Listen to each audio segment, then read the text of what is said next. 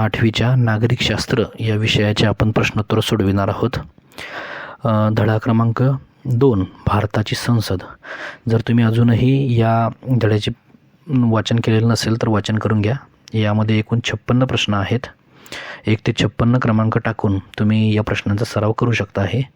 सुरुवातीला आपण मागील काही वर्षांमध्ये या परीक्षेमध्ये जे प्रश्न विचारलेले आहेत त्या प्रश्नांचा आपण आढावा घेऊया आणि त्यानंतर आपण सराव प्रश्न सोडवायला सुरुवात करूया. तर 2023 साली हा एक प्रश्न विचारलेला होता बघा. लोकसभेच्या संदर्भातील विधाने खाली दिलेली आहेत. चुकीच्या विधानाचा पर्याय क्रमांक ओळखून लिहा. पर्याय पहिला, जनतेकडून प्रतिनिधींची थेट निवड. पर्याय दुसरा, सदस्यांची संख्या निश्चित असते. तिसरा पर्याय, सदस्यांचा कार्यकाल 6 वर्षाचा असतो. आणि चौथा पर्याय, निवडणुका ठराविक मुदतीनंतर होतात. आता मागील वर्षी जे प्रश्न विचारलेले होते हे अतिशय महत्त्वाचे आहेत, कारण शक्यता अशी असते की पुन्हासुद्धा ते प्रश्न किंवा त्या प्रश्नाच्या संदर्भाने इतर प्रश्न विचारले जाऊ शकतात. त्यामुळे यांचा व्यवस्थितपणे अभ्यास करा. 4 विधानं बघितल्यानंतर आपल्या लक्षात असं येते की पर्याय क्रमांक 3, सदस्यांचा कार्यकाल 6 वर्षाचा असतो. तर लक्षात घ्या, लोकसभेचा सदस्यांचा कार्यकाल हा फक्त 5 वर्षाचा असतो. 5 वर्ष किंवा त्यापेक्षा कमी कालावधी, जर त्यांचा मृत्यू झाला, जर त्यांनी राजीनामा दिला वगैरे तर. परंतु सरासरी कार्यकाल हा 5 वर्षाचा असतो. पुढील प्रश्न क्रमांक 2, मध्यावधी निवडणुका म्हणजे. हा सुद्धा 2023ला प्रश्न विचारलेला होता. याचा अर्थ आपल्याला शोधायचा आहे. पहिला पर्याय, दर 5 वर्षांनी घेतल्या जाणाऱ्या निवडणुका.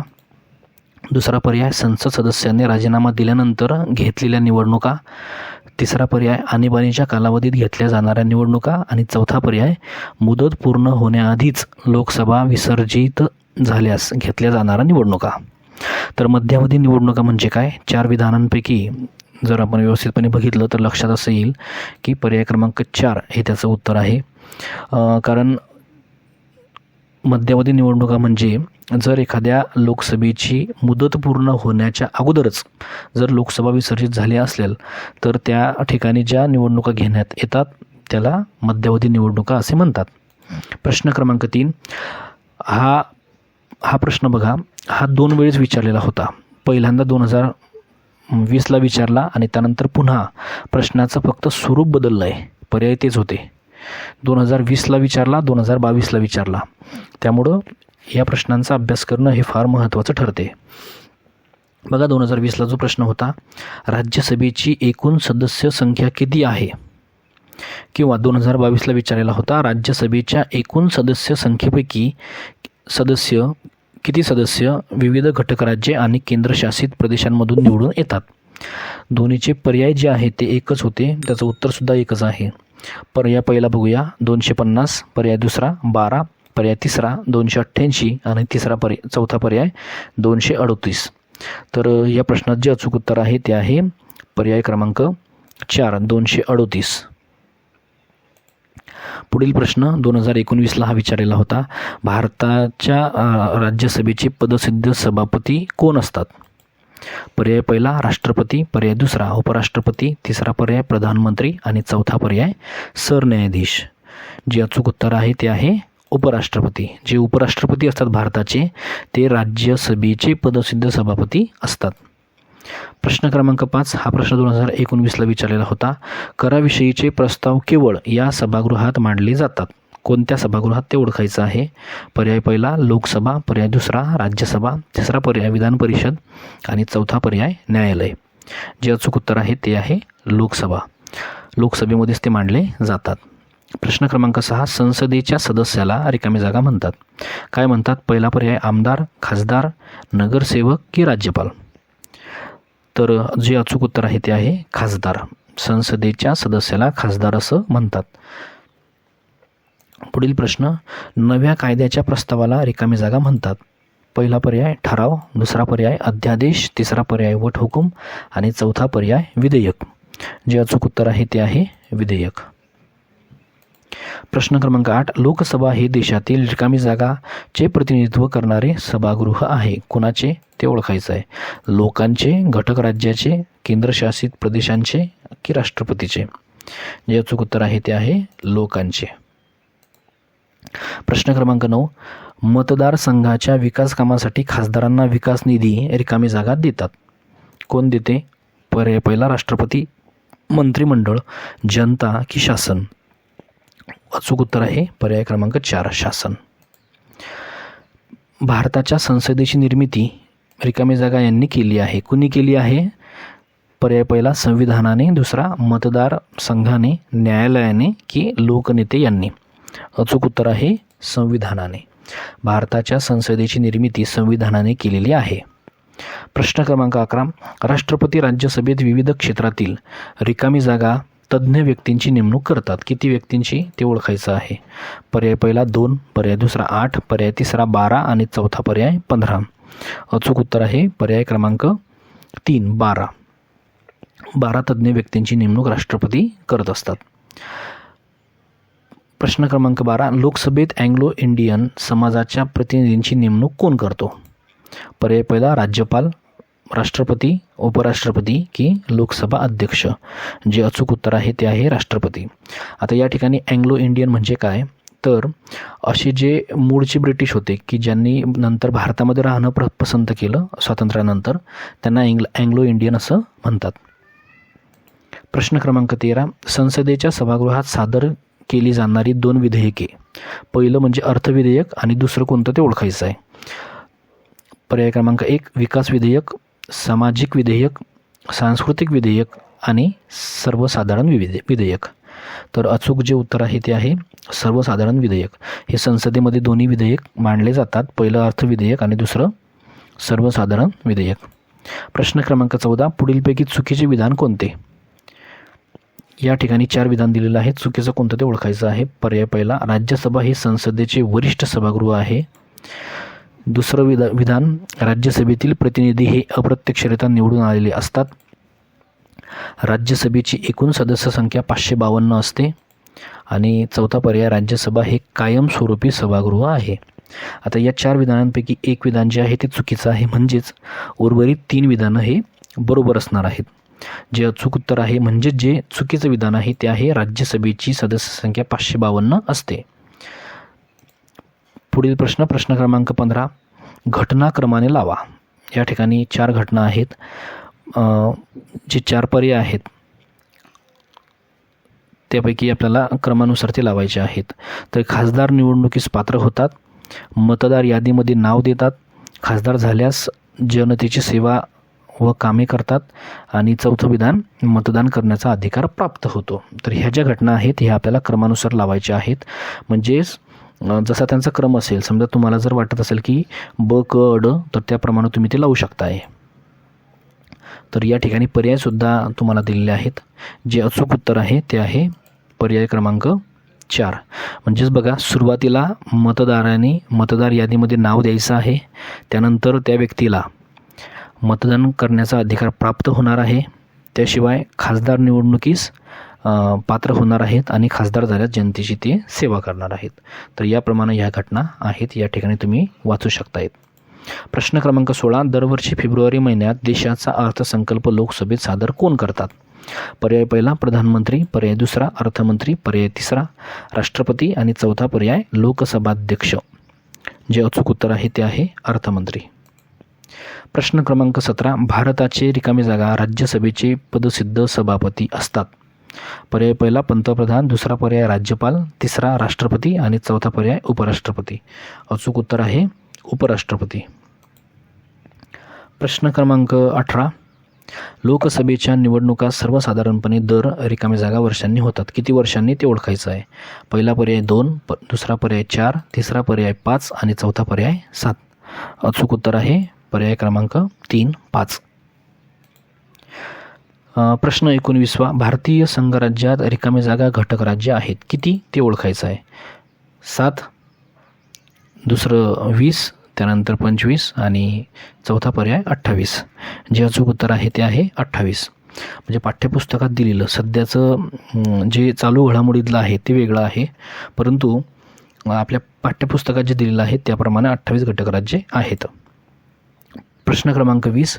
पुढीलपैकी कोणते काम लोकसभा अध्यक्षांचे नाही. पर्याय पहिला, लोकसभागृहाचे कामकाज निपक्षपातीपणे चालवणे. दुसरा पर्याय, लोकसभा सदस्यांच्या हक्कांचे आणि विशेषाधिकारांचे रक्षण करणे. तिसरा पर्याय, सभागृहाची प्रतिष्ठा सांभाळणे. आणि चौथा पर्याय, उपाध्यक्षांची निवड करणे. तर तुम्ही जर 4 विधानं बघितली तर तुमच्या लक्षात येईल की चौथं जे आहे ते अचूक उत्तर आहे. हे काम लोकसभा अध्यक्षांचं नाही.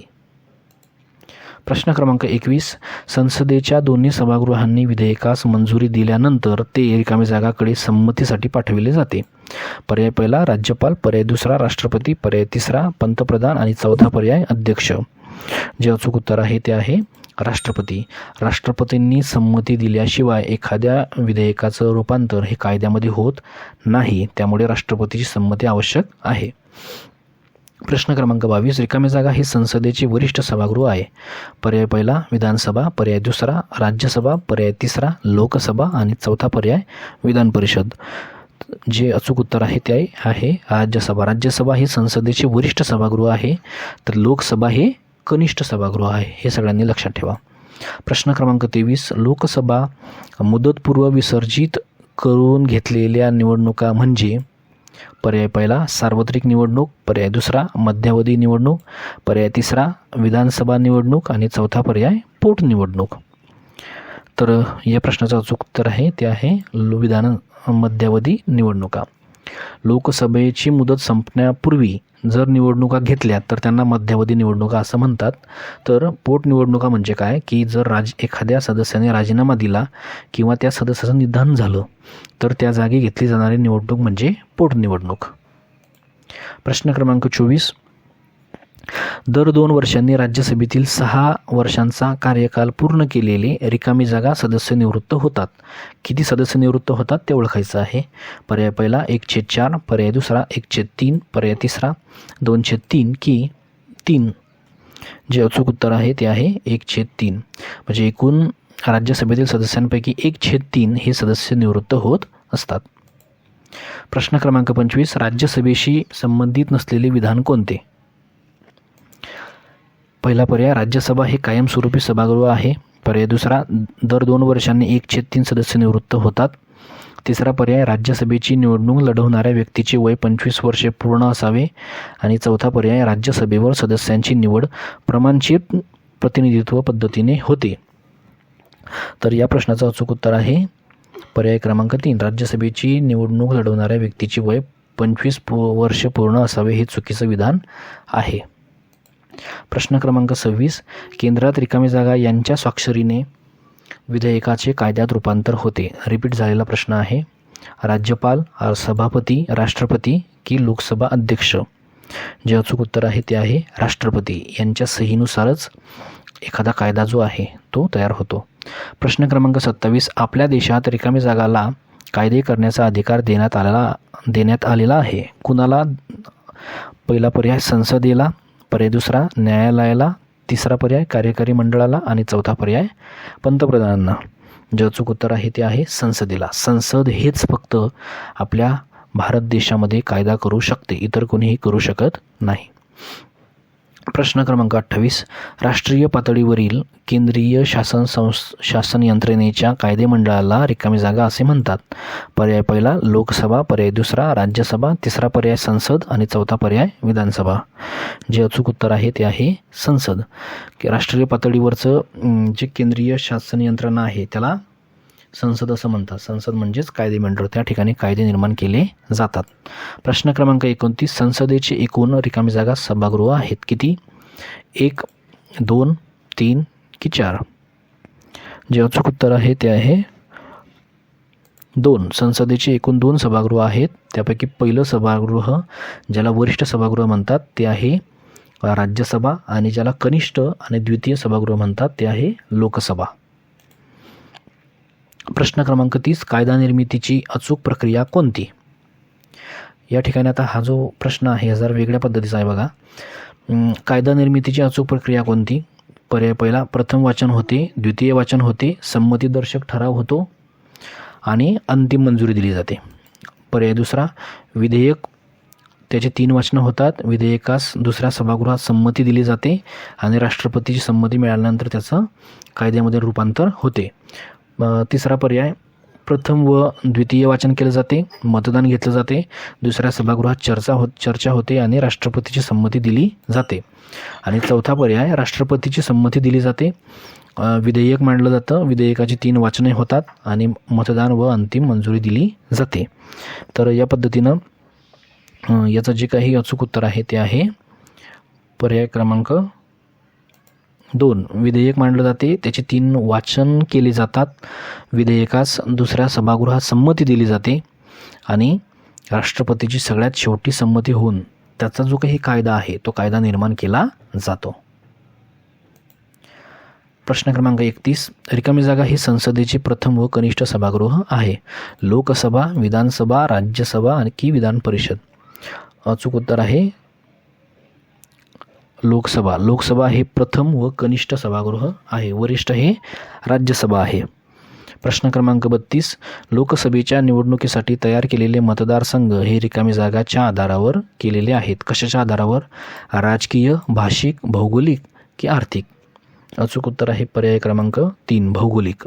भौगोलिकचा विचार करून म्हणजे एखादा भौगोलिक प्रदेशामध्ये किती लोक आहेत वगैरे त्या गोष्टींचा विचार करून हे जे काही मतदारसंघ आहेत हे तयार केलेले आहेत.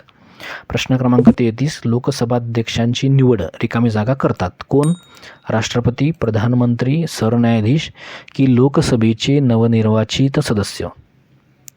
मग या प्रश्नाचं जे अचूक उत्तर आहे ते आहे लोकसभेचे नवनिर्वाचित सदस्य. म्हणजे लोकसभेची निवडणूक झाल्यानंतर जे कोणी निवडून आलेले आहेत, ज्यांना आपण लोकसभेचे सदस्य किंवा खासदार म्हणतो, ते मिळून एकत्र येऊन लोकसभेचे अध्यक्ष कोण हे ते ठरवतात. पुढील प्रश्न क्रमांक 34. भारताच्या संसदेची निर्मिती रिकामी जागांनी केलेली आहे. विधिमंडळाने, कार्यकारी मंडळाने, संविधानाने की ब्रिटिश कायद्याने? जे अचूक उत्तर आहे ते आहे संविधानानं. भारताच्या संविधानानं संसदेची निर्मिती केलेली आहे. प्रश्न क्रमांक 35. पुढीलपैकी लोकसभेशी संबंधित नसलेले विधान ओळखा. पर्याय पहिला भौगोलिक मतदारसंघ निर्माण केलेले असतात. पर्याय दुसरा सर्वसाधारणपणे निवडणुका 5 वर्षांनी होतात. पर्याय तिसरा जनतेकडून थेट निवडून आलेले प्रतिनिधी असतात आणि हे वरिष्ठ सभागृह आहे. तर या प्रश्नाचं जे अचूक उत्तर आहे ते आहे वरिष्ठ सभागृह आहे. लोकसभा हे वरिष्ठ नाही आहे, तर लोकसभा हे कनिष्ठ सभागृह आहे. राज्यसभा हे वरिष्ठ सभागृह आहे. आणि या प्रश्नातील जे 3 इतर जे पर्याय आहेत, पहिला, दुसरा आणि तिसरा, हे विधान बरोबर आहे. चौथं विधान हे चुकीचं आहे. प्रश्न क्रमांक 36. कायद्याच्या निर्मितीची जबाबदारी कोणाची असते? राष्ट्रपतींची, राज्यपालांची, संसदेची की पंतप्रधानांची? उत्तर आहे संसदेची असते. प्रश्न क्रमांक 37. राज्यसभेचे संपूर्ण कामकाज रिकामी जागाच्या नियंत्रणाखाली चालवले जाते. राष्ट्रपती, पंतप्रधान, सभापती का अध्यक्ष? अचूक उत्तर आहे सभापती.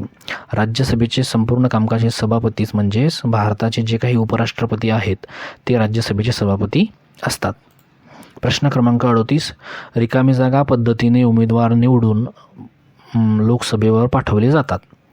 पहिला पर्याय भौगोलिक मतदारसंघ, दुसरा पर्याय धार्मिक मतदारसंघ, तिसरा पर्याय स्थानिक स्वराज्य संस्था मतदारसंघ आणि चौथा पर्याय प्रमाणशीर प्रतिनिधित्व पद्धतीने.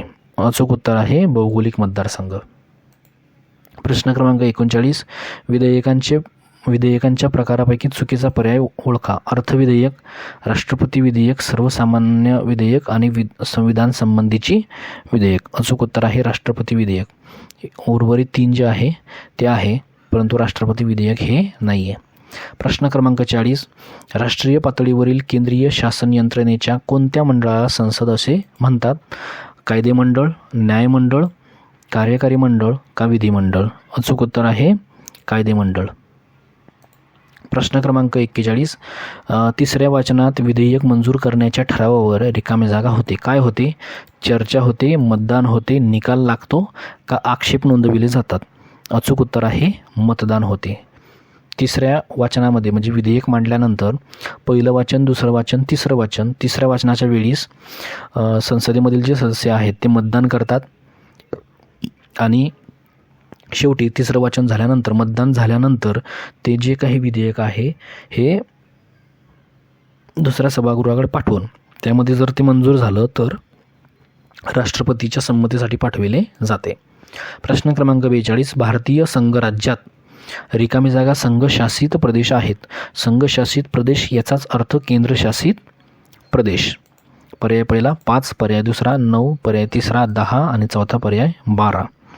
जे अचूक उत्तर आहे ते आहे 9. म्हणजे सध्या पाठ्यपुस्तकात दिलेलं, चालू घडामोडीमध्ये दिलेलं नव्हे, तर तुमच्या 8वीच्या पाठ्यपुस्तकात दिलेलं जे काही पुस्तक आहे त्या पुस्तकामध्ये संख्या आहे 9. प्रश्न क्रमांक 43. संविधानानुसार लोकसभेची सदस्य संख्या जास्तीत जास्त रिकाम्या जागा इतकी असते. किती असते? पर्याय पहिला 552, पर्याय दुसरा 250, पर्याय तिसरा 345 आणि चौथा पर्याय आहे 48.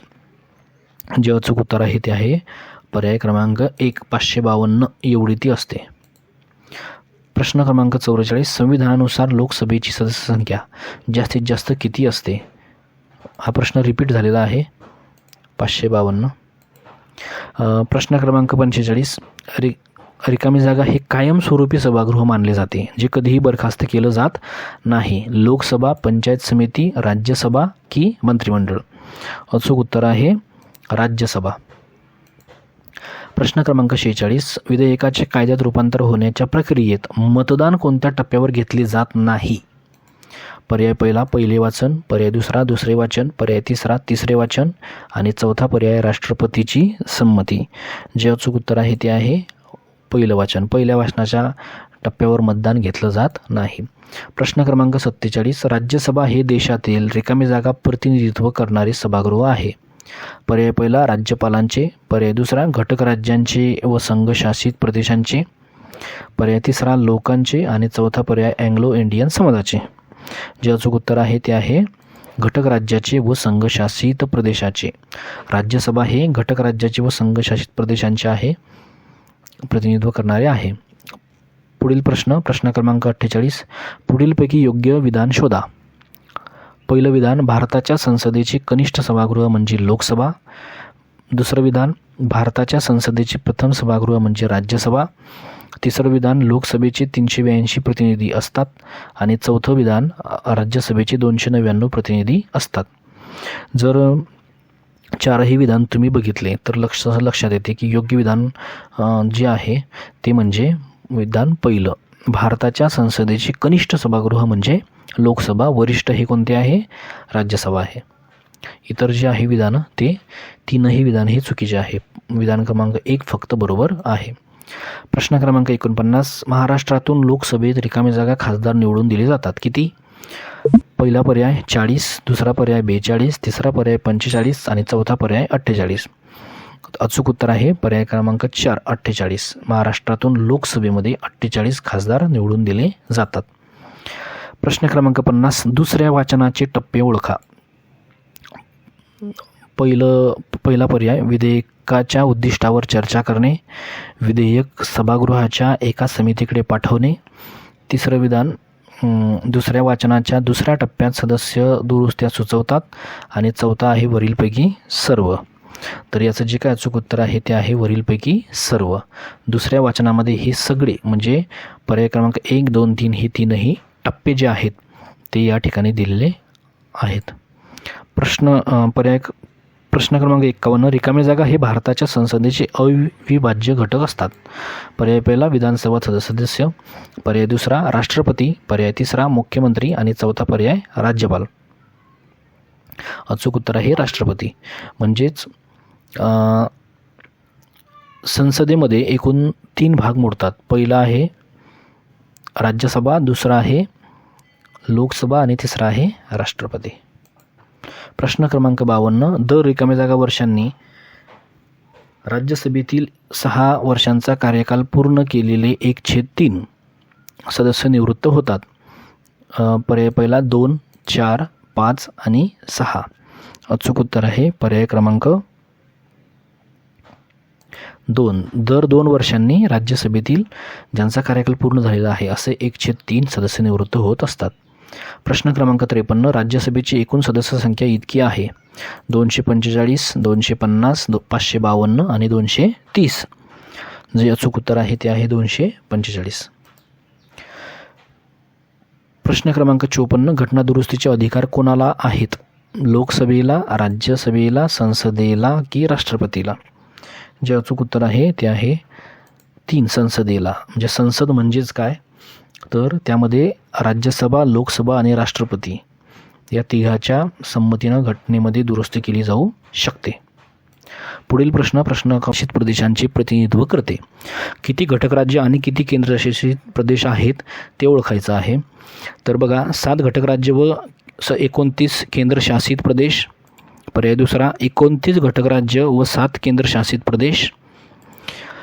30 घटक राज्य व 6 केंद्रशासित प्रदेश आणि 31 घटक राज्य व 7 केंद्रशासित प्रदेश. तर याचं जे अचूक उत्तर आहे ते आहे पर्याय क्रमांक 2, म्हणजे 29 घटक राज्य व 7 केंद्रशासित प्रदेश. आणि यातला शेवटचा प्रश्न, संसदेची किती सभागृहे आहेत? 3, 2, 1 की 4? जे अचूक उत्तर आहे ते आहे 2 सभागृह आहेत. पहिलं सभागृह म्हणजे वरिष्ठ सभागृह, ज्याला आपण राज्यसभा म्हणतो, आणि जे कनिष्ठ आहे दुसरं, त्याला आपण लोकसभा म्हणतो.